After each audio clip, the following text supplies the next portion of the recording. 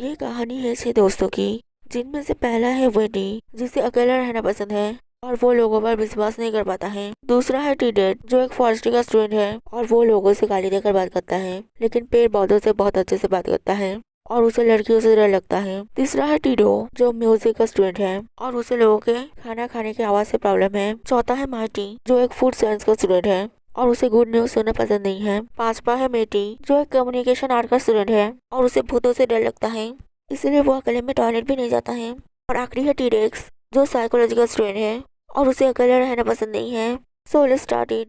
कहानी शुरू होती है वेटी से, जो अपने मॉम के साथ रहता था, लेकिन उसके मॉम के गुजर जाने के बाद वो एकदम अकेला हो गया था और उसके मॉम का एक लोन बाकी था, जिसकी वजह से उसे पैसे चाहिए था। इसीलिए उसने बहुत जगह काम करना शुरू किया, लेकिन उससे भी नहीं हो रहा था। इसीलिए उसने अपना घर रेंट पर देने के लिए फेसबुक पर एक पोस्ट डाला कि यूनिवर्सिटी के पास 2 रूम 4 लोगों के लिए रेंट पर खाली है, अगर किसी को चाहिए तो उससे कांटेक्ट करें और वो सिर्फ 3 नाम वाले लोगों को ही रेंट पर रखेगा। और वो देखकर टीडे, टीडो, मार्टी और टीरेक्स वहाँ रहने आते हैं। और फिर कुछ दिन बाद मेडी वहाँ आता है और वेटी उसे बोल देता है कि यहाँ ऑलरेडी 5 जन रहते हैं और जगह खाली नहीं है। लेकिन मेडी रहने के लिए जिद करता है, इसलिए वेटी उसे डाइनिंग रूम रहने के लिए देता है और मेडी उसे बोलता है यहाँ 5 लोग रहते हैं, जिसका मतलब कोई एक अकेला रहता है। वेटी बोलता है मैं रहता हूँ, लेकिन मैं तुम्हें अपने रूम में नहीं रहने दूंगा। वेटी बोलता है मैं तुम्हें ज्यादा पैसे दूंगा, मुझे सिर्फ एक रूममेट चाहिए। वेटी बोलता है ठीक है, तुम मेरे रूम में रहो, मैं यहाँ रहूंगा। और मेडी बोलता है नहीं, मुझे एक रूममेट चाहिए। और पास में टीरेक्स खड़ा था, इसलिए मेडी उसे अपना रूममेट होने के लिए बोलता है और वेटी उन दोनों को अपना रूम दे देता है और वहाँ के कवर को छूने के लिए मना करता है। फिर टीरेक्स मेडी को पूछता है कि तुम क्यों अकेले नहीं सो सकते हो। मेडी बताता है कि वो बहुत ज्यादा डरावनी चीजें इमेजिन करता है और टीरेक्स बताता है कि उसका कोई भाई बहन नहीं है, वो बचपन से अकेले रहा है, इसलिए उसे भी अकेले रहना पसंद नहीं है। फिर वेडी सभी को बुलाकर एक कागज पर उनको घर के रूल्स लिख कर देता है और मार्टी वो सब रूल पढ़ के सुनाता है, जो कि है उन्हें हर महीने के पहले दिन ही अपना रेंट देना पड़ेगा, क्योंकि उसे पैसों की बहुत जरूरत है। वो लोग मिडनाइट के बाद डाइनिंग रूम में नहीं आएंगे, क्योंकि वेडी वहाँ सोता है। वो लोग किसी भी स्ट्रेंजर को घर पे नहीं ला सकते हैं। अगर उन्होंने घर गंदा किया और नल खुला रखा तो उन्हें फाइन देना पड़ेगा। वेडी उन्हें कभी भी निकाल सकता है और उन्हें वेडी से दूर रहना पड़ेगा। फिर अगले दिन मार्टी सभी के लिए ब्रेकफास्ट बनाता है और वेडी को भी ब्रेकफास्ट खाने के लिए बोलता है, लेकिन वेडी मना कर देता है और मार्टी उसे बोलता है कि तुम ब्रेकफास्ट नहीं करते हो, इसीलिए ही तुम्हारा मेमोरी अच्छा नहीं है। मैंने तुम्हें कितनी बार पूछा है, क्या मैं तुम्हें याद हूँ। वेडी बोलता है मैंने तुम्हें बोल दिया है, मैं तुम्हें नहीं जानता हूँ। और तभी बाहर से कोई उन्हें बुलाता है, इसलिए वेडी देखने जाता है और वो देखता है कि वहाँ एक लड़की है और वो लड़की पूछती है क्या यहाँ टी नाम का कोई है। वेडी नहीं बोलकर दरवाजा बंद कर देता है। तभी वहाँ टीरेक्स आता है। वो लड़की उससे पूछती है क्या यहाँ टी नाम का कोई रहता है। टीरेक्स बोलता है यहाँ सभी का नाम टी है, तुम किसे ढूंढ रही हो। वो लड़की बोलती है वो टी तुमसे लंबा है। टीरेक्स बोलता है यहाँ सभी मुझसे लंबे हैं, तुम उसे कॉल करके बुला लो। और टीरेक्स अंदर चला जाता है। फिर टीडेट वहाँ आता है और उस लड़की को देखकर वॉमिटिंग करने लगता है, क्योंकि उसे लड़कियों से फोबिया था। और वो अंदर जाकर बेहोश हो जाता है और वो लड़की उसे बेहोश देखकर सभी को बुलाती है। फिर सभी आकर टीडेट को अंदर ले जाते हैं और टीडो और मार्टी उस लड़की से बात करने जाते हैं और वेडी जाकर उनसे पूछता है ये लड़की कौन है। वो दोनों ही बोलते हैं कि ये हमारी एक्स गर्लफ्रेंड है। और वेडी उस लड़की से पूछता है तुम किस टी से मिलने आई हो। वो लड़की बोलते है टीडो से। और वेडी टीडो को उस लड़की को वहाँ बुलाने के लिए घर से निकल जाने के लिए बोलता है। टीडो बोलता है मैंने उसे नहीं बुलाया है। और वो लड़की बोलती है मैं फिर कभी भी तुम्हें परेशान नहीं करूंगी, तुम सिर्फ मुझे बता दो कि तुमने मुझसे ब्रेकअप क्यों किया है। और टीडो उसे बोलता है कि तुम खाने के समय बहुत ज्यादा आवाज करती हो। इसलिए वो लड़की घर के अंदर से खाना लेकर खाने लगती है और सभी से पूछती है क्या मैं बहुत ज्यादा आवाज कर रही हूँ। वो लोग बोलते हैं नहीं, लेकिन टीडो बहुत गुस्सा हो जाता है, क्योंकि उसे सच में खाना चबाने की आवाज सुनकर गुस्सा आ जाता है। इसलिए वो लड़की उसे एक बैग देकर चली जाती है और टीडो वो बैग खोलकर देखता है कि उसमें एक पपी है, तो उन दोनों ने मिलकर खरीदा था। और वेडी टीडो को बोलता है मैं 8 बजे काम से वापस आऊंगा, उससे पहले तुम इस पपी के लिए किसी दूसरे जगह पर इंतजाम कर लो, नहीं तो मैं तुम्हें घर से निकाल दूंगा। और वेडी काम पे चला जाता है। फिर वेडी काम से वापस आता है और देखता है कि टीडो ने इस पपी का अभी तक कोई भी इंतजाम नहीं किया है, इसलिए वेडी उसे और टाइम देता है।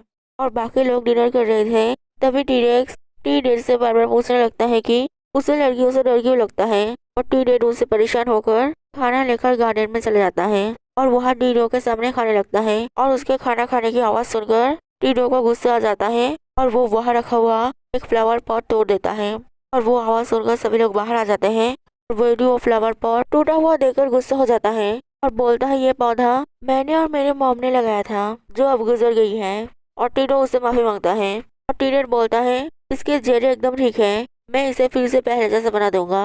लेकिन वेडी उन सभी को घर से निकल जाने के लिए बोलता है और टीडो बोलता है उन लोगों को मत निकालो, आज मेरा बर्थडे है और मेरा बर्थडे प्रेजेंट समझ के उन लोगों को यहाँ रहने दो। और फिर सभी एक एक करके टीडो के लिए बर्थडे सॉन्ग गाते हैं, लेकिन वेडी बर्थडे सॉन्ग नहीं गाता है और बोलता है मैं तुम लोगों को यहाँ रहने देता हूँ लेकिन मैं दूसरा चांस नहीं दूंगा। फिर वो लोग एक साथ मिलकर केक खाने लगते हैं और टीडो वेडी से पूछता है यह कौन सा सामान तुम्हारे मामा का है, हम वो ध्यान से रखेंगे। वेडी बोलता है किचन का सारा सामान और टीरेक्स और मेडी जिस रूम में रहते हैं वहाँ का सारा सामान। और वो सुनकर मेडी डर कर टीडेड के रूम में रहने के लिए चले जाता है और टीरेक्स को भी अकेले रहना पसंद नहीं है, इसलिए वो भी टीडेड के रूम में रहने के लिए चला जाता है। फिर अगले दिन वेडी काम करने जाने लगता है और मार्टी उसे ब्रेकफास्ट के लिए बुलाता है और वेडी मना कर देता है और टीरेक्स बोलता है मेरा नाम भी वेडी है, क्या मैं उसका खाना खा लूँ। असल में मैंने वेडी को फेसबुक में ढूंढा था और हमारा नाम और सरनेम एक होने की वजह से मैंने यहाँ रेंट पर रहने का डिसाइड किया था। फिर मेडी टीरेक्स और टीडेड के लड़कियों के फोबिया के बारे में बात करने लगते हैं और टीरेक्स टीडेड को बोलता है कि उसे अपना फोबिया ठीक करने के लिए लड़कियों से सामना करना चाहिए। और टीरेक्स टीडेड को एक ड्रामा दिखाता है और टीडेड उस ड्रामा के एक्ट्रेस को देखकर भी वॉमिटिंग करने लगता है।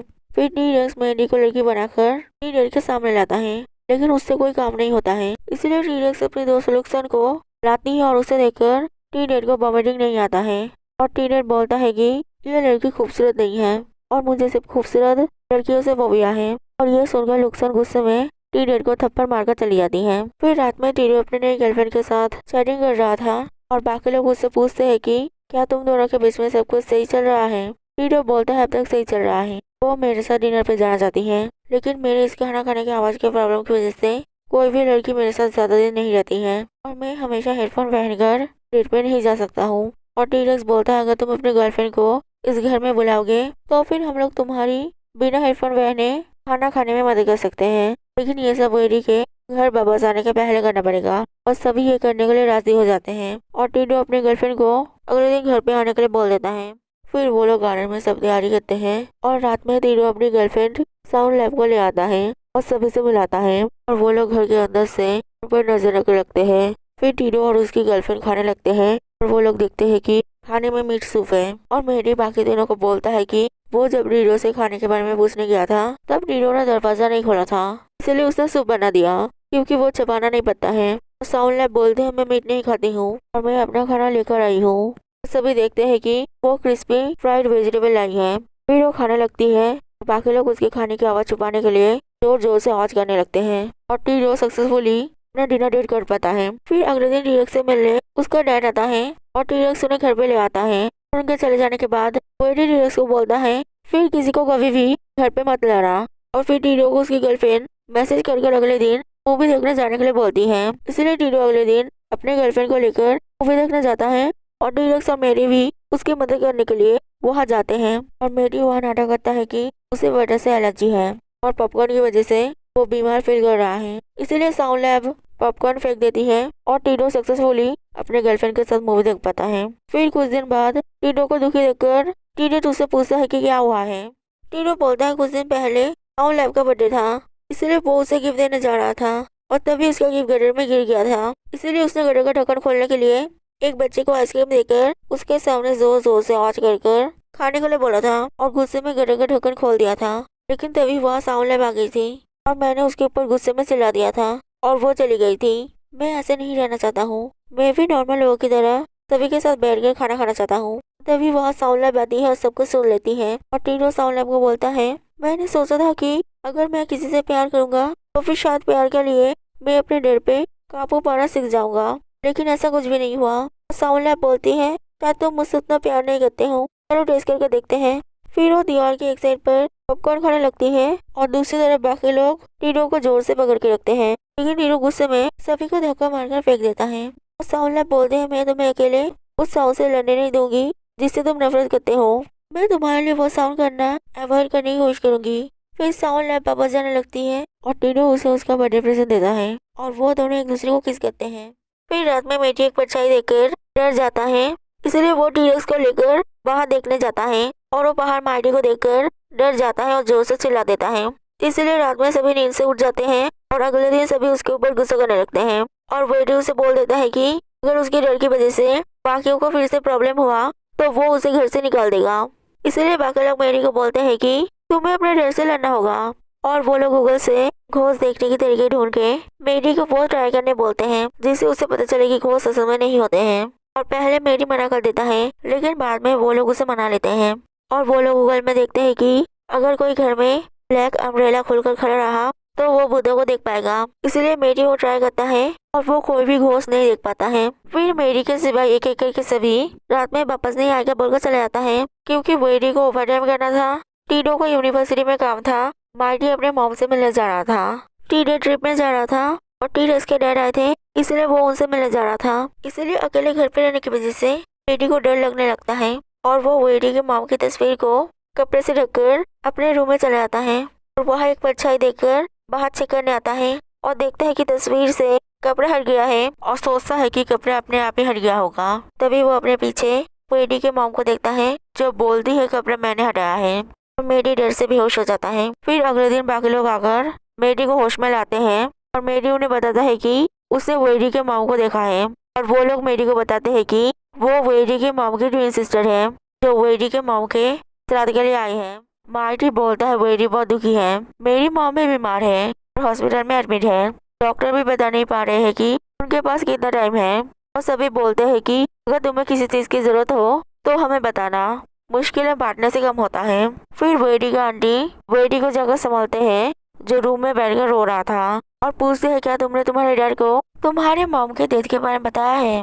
वेडी बोलता है मैंने उन्हें कभी नहीं देखा है, क्या वो जिंदा है। और उसकी आंटी बात घुमाकर बोलती है मैं आज रात पापा चले जाऊंगी, मैं पहले तुम्हारे लिए बहुत ज्यादा चिंता कर रही थी इसलिए मैं तुम्हें अपने साथ ले जाना चाहती थी, लेकिन तुम्हारे दोस्तों से मिलने के बाद मैं अब तुम्हारे लिए और उतनी ज्यादा परेशान नहीं हूँ, मुझे लगता है वो लोग तुम्हारी दूसरी फैमिली बन जाएंगे। फिर मेडी का आंटी चली जाती है। फिर वहाँ मेडी की मॉम मेडी से मिलने आती है और मेडी उन्हें बोलता है यहाँ के ओनर को लोग आना पसंद नहीं है इसलिए आपको यहाँ से जल्दी चले जाना होगा। फिर वो लोग मिलकर खाना खाते हैं और मेडी की मॉम मेडी को बात बात पर डांटने लगती है और मेडी उन्हें गुस्से में बोल देता है कि अगर आप ऐसे ही बिहेव करेंगे तो यहाँ मत आइए, मुझे एम्बैरेसमेंट फील होता है। और ये सुनकर मेडी की मॉम दुखी होकर वहाँ से चली जाती है और जाते हुए पैर फिसलकर गिरने जाती है। तभी मेडी उन्हें पकड़ लेता है और उन्हें एक जगह पर बैठा कर उनके लिए टैक्सी बुक कर देता है और पूछता है कि आप यहाँ रहती हैं।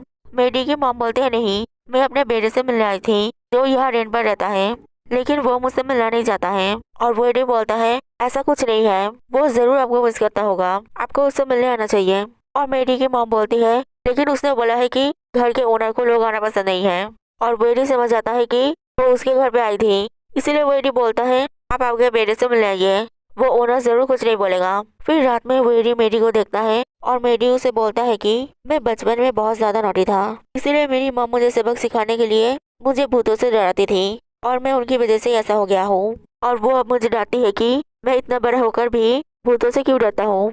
और मेडी बोलता है कि मुझे तुमसे जेलसी हो रहा है कि तुम्हारे पास एक मॉम है जो तुम्हें डांटती है, एक डांटने वाली मॉम नहीं होने से बहुत ज्यादा अच्छा होता है।